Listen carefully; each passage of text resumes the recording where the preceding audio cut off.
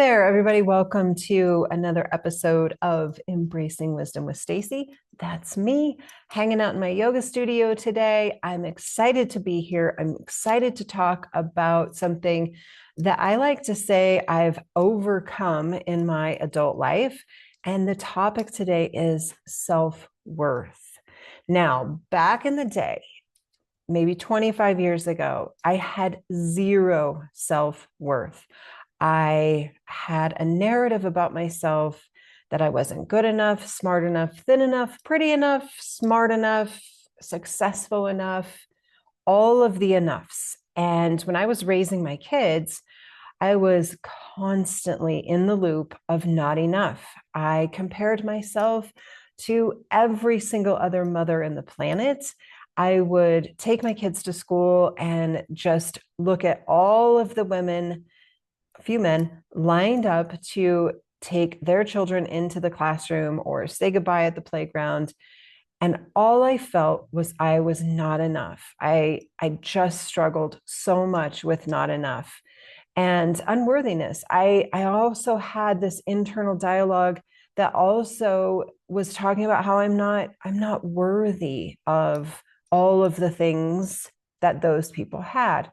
I must not be good enough to get the perfect marriage or the perfect kids. At that time, I was really struggling with my middle child, my girl, having special needs. And so I looked through the lens of seeing all of these other people as being so much better than me, and they must have something that I don't have. And so I spent a lot of years in therapy, a lot of books, a lot of workbooks, a lot of self-discovery, a lot of turning myself into a project. And what I found through all of the work that I've done over the last 25 years, and I will tell you, these thoughts of unworthiness have recently crept back into my life. But first, I want to give you some tools on how I overcame that. The first thing I realized is that I was a chronic people pleaser. I wanted to please everybody else. I wanted to appear to be the savior to other people, to be the person that could do it all. Like that was a big thing, but I didn't take care of myself. I wanted to be viewed through the lens that other people saw me as whoa, she's amazing mom, she's amazing this, she's amazing that. And I wanted to help other people.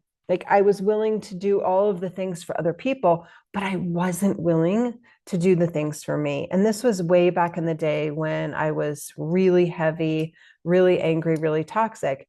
And so when I looked at my life, myself, my body, my life, I saw a very broken woman. I saw a very unworthy woman that who in their right mind would want to love. Like just got that nobody's going to want me because I had this laundry list of things about me that I thought were unlovable and were not good enough. And so a monkey that I carried on my back for a long time is that I don't have a college degree. I opted to get married right out of high school and have children right away. And I never embarked down that journey of even wanting to do anything with my life. I didn't know what I wanted to be. And so I didn't go to college until I was in my 40s. And the reason why I went then was to prove to myself that I was smart enough and that I could handle it and I could work a full-time job and raise 3 kids by myself and get straight A's. Now I sucked at math and I still suck at math, but I was able to write papers and I was able to sit in a college classroom with other college students and hold my own. So that was one thing that I had to overcome. I had to get the monkey off my back, and that bumped up my self-worth. Now, not everybody can go to college for whatever reason, and maybe your lack of self-worth is not related to your intelligence or your ability. It's more of an internal thing or a perception you have about yourself that you're not lovable. And so some of the things that I did way back in the day to help me see that I am worthy of love is I had this idea in my head that taking care of me would be so selfish. It would be so selfish for me to work on myself or to have a self-care practice that was more than just a bubble bath. Like, I used to think that taking care of yourself and working on yourself and focusing on yourself was so selfish because I was wanting to please everybody else. I was the chronic perfectionist people pleaser. I wanted to solve everybody's problems. I wanted to fix everything that was wrong in the world, but not me. I didn't want to fix me. And so I started therapy, and that really helped. And I really started to mind map. If you're not familiar what a mind map is a tool that you can use where you basically take a piece of paper and you draw a circle in the middle and you write your name. And then from that circle, you have these rays or these lines that come out from the circle, and you write on those lines what you believe you are, but it has to be positive. So you had to write down around your name all of the qualities about you that either you wanted to be or that you were, that were good. So an advocate, a great mom, strong-willed, because I do think being strong-willed is a plus. Compassionate, all of the things that I either was at the time or wanted to be. And then I took that mind map and I put it in a location in my house where I had to look at it every single day. So it was in my office at the time, and I was just starting to dabble in meditation, which was another great tool. But I looked at this mind map and I saw my name and I saw all of the things that I was working on becoming or that I already was that were good. And that visual support really infused in me all of the things that I'm worthy of being loved for. And that became a great tool. And then meditation became a great tool because the type of meditation that I still practice today, sometimes I practice quieting my mind for sure, but the meditation that I am most comfortable with and believe more than any other thing is affirmations. So I listen to 45 to 60 minutes a day of positive affirmations. And there is a bazillion on YouTube. There's a bazillion on Insight Meditation, where I'm actually a teacher. And I listen to positive statements over and over. I am beautiful. I am strong. I am worthy. I am love. I am capable. I am successful, whatever it is, over and over and over. And this could be while I'm putting my makeup on. It's while I'm getting ready. It's while I'm making breakfast. It's while I'm prepping dinner, whatever it is, but I'm filling my brain with positive thoughts.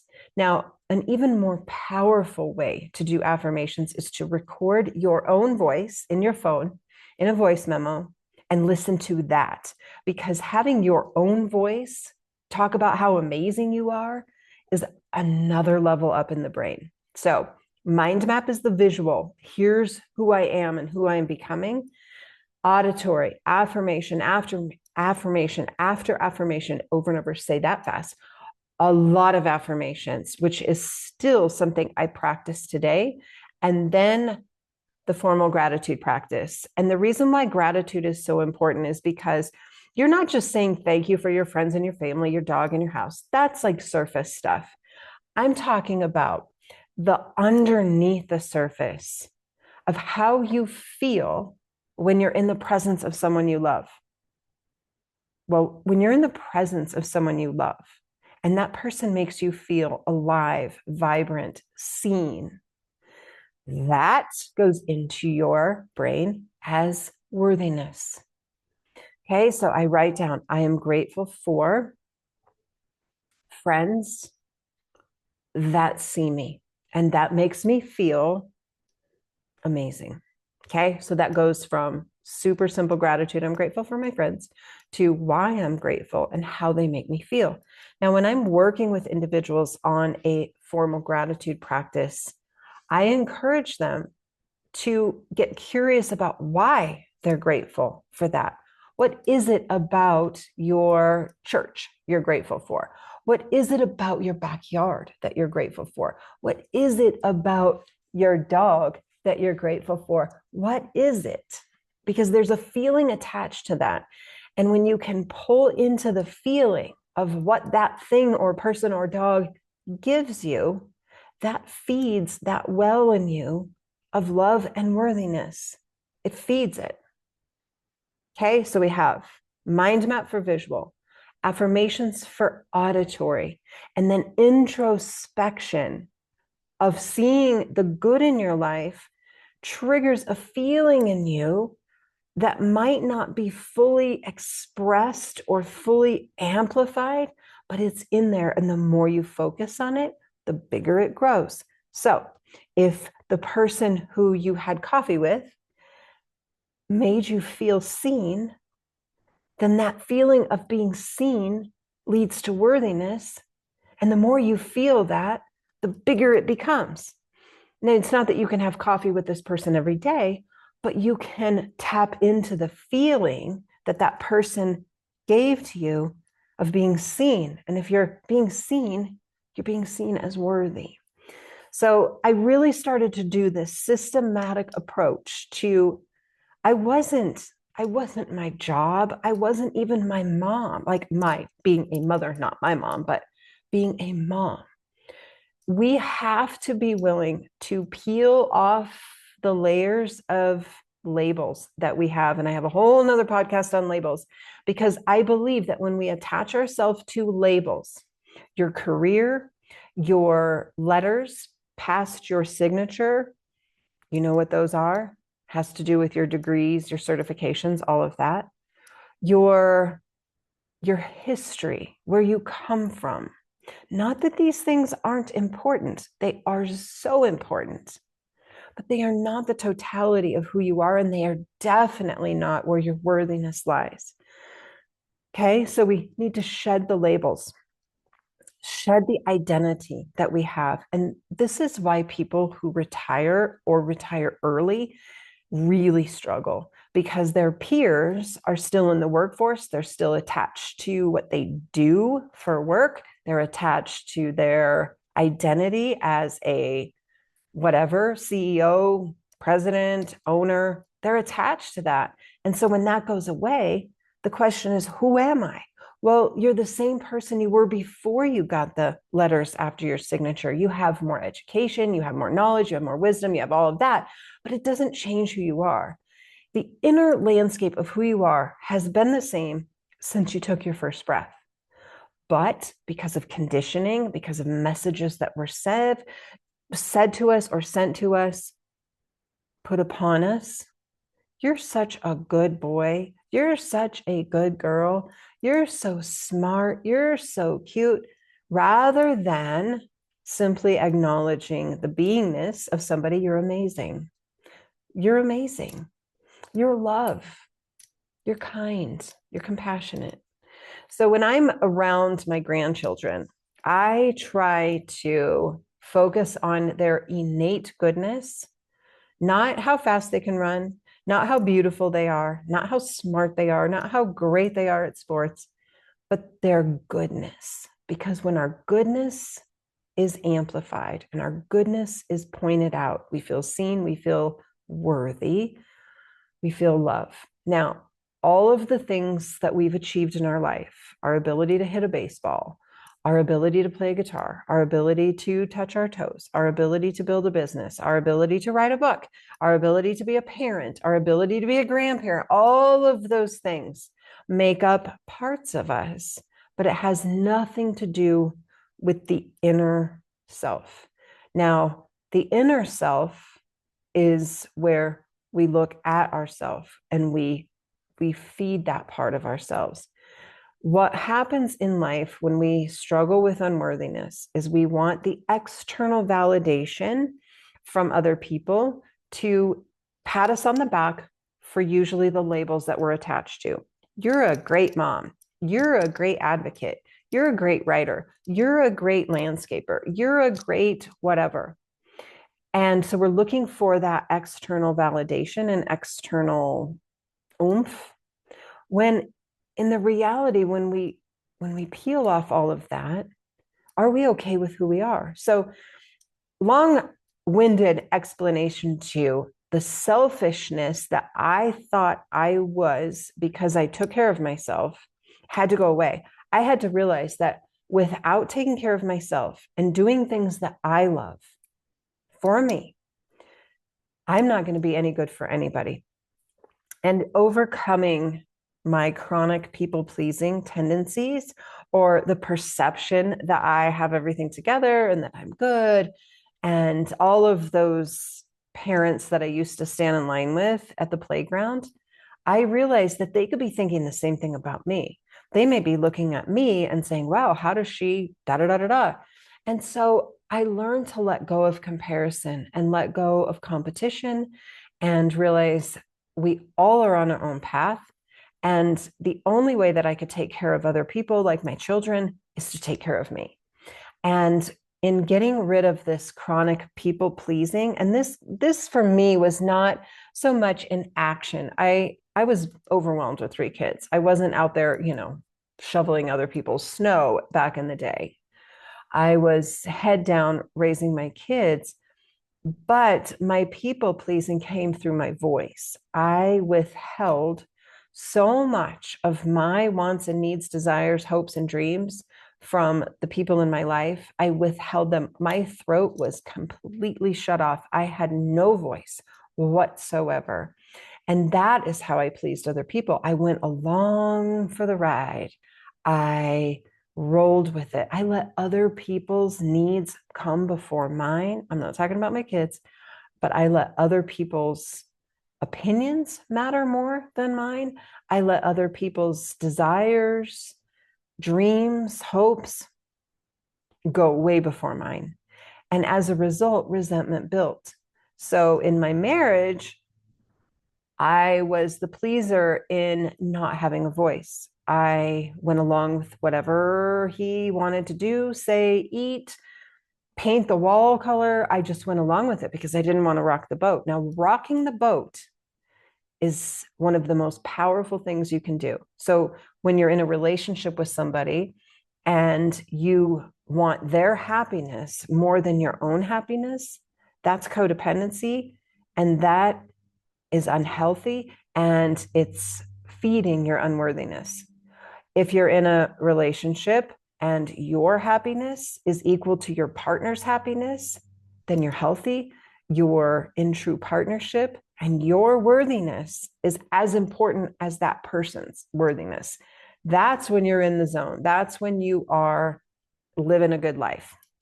Now, this goes also in relationship to friends and children, right? If your role is to make your kids happy, and this could be kids or adults, kids, and you're sacrificing your own well-being to make your kids happy, unhealthy. It's never going to work. If you have friends or people in your life that you are working harder on keeping them happy than you are you happy, that's a sign that you're off balance and your worthiness is being affected. So you have to be your number one. You have to be selfish, whatever that is. I don't believe that's a thing, but you have to be selfish. You have to take care of yourself. You have to make sure that you are happier than anybody else on the planet. Now, I recently had a conversation with a friend who said to me, I've never in my life met somebody who loves themselves more. Now, I don't think about it in terms of, oh, I love myself so much more than anybody else. I don't love myself more than other people. I'm on the same plane as people, but I definitely have overcome where I didn't love myself. And now I do love myself. And as I love myself, I expect and demand love in return, right? I've learned being selfish, whatever that is, means you love yourself so much that your happiness is as important as that person's happiness. So that means I do things for me that make me happy, because I do things for other people all the time to make them happy. But back in the day, I did all the things for everybody else to be happy and 0 things for me to be happy. And I was miserable. I was anxious. I was miserable. I lived in the future. I was constantly, what if, what if, what if, what if? And if this happens, I'm going to do this. And if this happens, I do this. And all it did was make me doubt myself, doubt my self-worth, not love myself. And when I flipped the switch and I said, okay, if I'm going to have in my life this friends group, and I have children, and I have a partner, and I'm more consumed with and concerned with their happiness than I am my own, no more. My happiness is at the top of the list, because if I'm not happy, then I'm not going to help anybody be happy. So looking from the outside in, it may be like, oh, she's selfish, or what a selfish thing to do to take care of her, or you must love yourself so much. Damn right, I love myself. I've worked hard to love myself. I've overcome it. So winding it all up into a pretty package, mind map, what you are and who you want to become. Affirmations every single solitary day. Don't miss a day. Gratitude, but go underneath the obvious. Why are you grateful? And how does that make you feel? How does it make you feel? Because that's going to feed your self-worth. And then become radically selfish, radically selfish. And when you take care of yourself and you feel good and you're making yourself happy, that happiness is going to feed your self-love. And when your self-love grows, your worthiness is going to grow, because then you're going to expect and demand that that person over there better damn well love you the way that you love yourself. Because if they don't, they're out of here. Right? That's how we do it. That's how we do it. All right. That's what I got for you. I will see you real soon. We have lots to talk about in this season 3 of keeping it real. Keeping it real. There's no script for this. There's no nothing. It's just my heart to your heart. So I will see you real soon, and we'll do this again. And let me know if you have any questions, or you want to know something. I'm an open book. All right. See you soon.